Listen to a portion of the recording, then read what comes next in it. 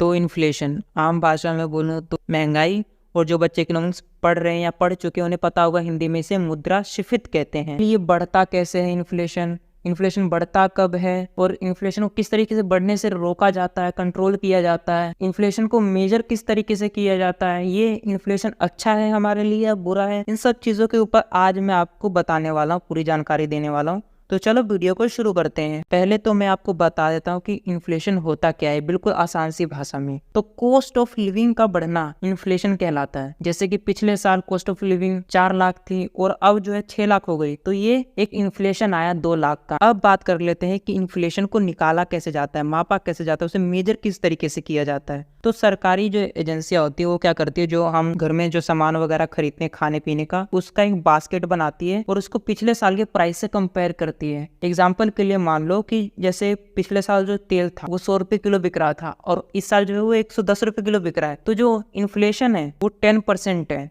तो इस तरीके से इन्फ्लेशन निकाला जाता है और ये सारा काम जो है सरकारी एजेंसियां करती हैं। अब हम बात कर लेते हैं इन्फ्लेशन अच्छा होता है या बुरा। अब बहुत सारे लोग बोलेंगे भाई महंगाई तो अच्छी कभी हो ही नहीं सकती, बुरी ही होती है। लेकिन दोस्तों मैं बता दूं महंगाई कभी कभी अच्छी भी होती है, ये मैं आपको बताने वाला हूँ। खैर पहले मैं आपको बता दूं कि इन्फ्लेशन महंगाई बुरी क्यों होती है। तो जैसे कि मान लो दोस्तों आपकी सैलरी जो है वो 50,000 रुपये है, लेकिन पहले आप 50,000 में बहुत कुछ खरीद पा रहे थे, अब जो है 50,000 में इतना कुछ नहीं खरीद पा रहे। तो इसका मतलब आपकी जो कॉस्ट ऑफ लिविंग है इन्फ्लेशन की वजह से वो बढ़ गई और आपके लाइफस्टाइल में गिरावट आई। तो ये जो नुकसान होता है ये इन्फ्लेशन का नुकसान होता है। तो इसलिए इन्फ्लेशन बहुत बुरा होता है। जो लोग गरीब होते हैं उनके ऊपर ये बहुत ज्यादा इम्पैक्ट डालता है। जो लोग अपना घर पेंशन से चला रहे हैं उन्हें दिक्कत होती है बहुत ज्यादा। तो इन्फ्लेशन उनके लिए बहुत ज्यादा बेकार है। मैंने एक चीज आपको कही थी कि इन्फ्लेशन अच्छी चीज भी होती है। अब क्यों होती है इसका भी मैं आपको एग्जांपल देता हूँ। फॉर एग्जांपल मान लो आपने प्रॉपर्टी में इन्वेस्ट कर रखा है और उस प्रॉपर्टी का प्राइस बढ़ जाए 1-2 साल, तो वो चीज अच्छी हो जाएगी, आपको ज्यादा रिटर्न मिलेगा। अब बात कर लेते कि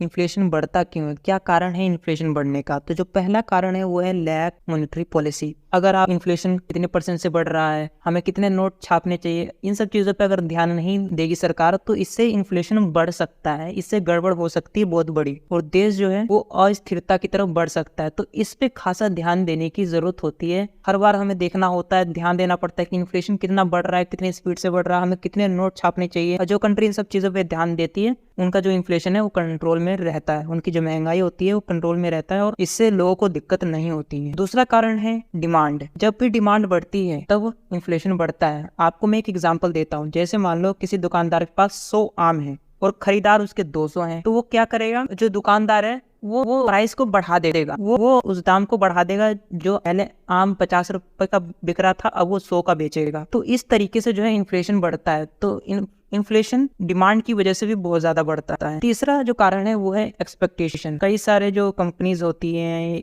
और जो दुकानदार होते हैं वो एक्सपेक्ट करते हैं कि हम जो बेच रहे हैं, जो हम सामान बेच रहे हैं उसका हमें इतने पैसे चाहिए, हम इतना चार्ज करेंगे। तो उस वजह से भी इन्फ्लेशन बढ़ता है। तो ये 3 कारण थे इन्फ्लेशन बढ़ने की। अब बात कर लेते हैं इन्फ्लेशन को कैसे कंट्रोल किया जाता है। तो जो पॉलिसी मेकर होते हैं ना वो इन सब चीज़ों का काफ़ी अच्छा खासा ध्यान रखते हैं कि इन्फ्लेशन कितना बढ़ रहा है तो हमें कितने नोट छापने हैं, हमें इंटरेस्ट रेट जो है वो कितना रखना है और बैंकों को कितना इंटरेस्ट रेट रखना चाहिए। इन सब चीज़ों के ऊपर काफ़ी अच्छा खासा ध्यान रखा जाता है। जो सरकारी एजेंसियां होती है वो हर वक्त मॉनिटर कर रही होती है कि इन्फ्लेशन कितना बढ़ रहा है, गतिविधियां क्या है पैसों को लेकर। इन सब चीज़ों के ऊपर काफ़ी अच्छा खासा ध्यान रखा जाता है और रूल रेगुलेशन बनाए जाते हैं उसी के हिसाब से। इसी तरीके से जो है पूरा एक इन्फ्लेशन को कंट्रोल किया जाता है और भी बहुत सारी चीज़ों को कंट्रोल करते हैं। अगर आपको वीडियो अच्छी लगे तो वीडियो को लाइक कर देना। इस वीडियो में बस इतना ही।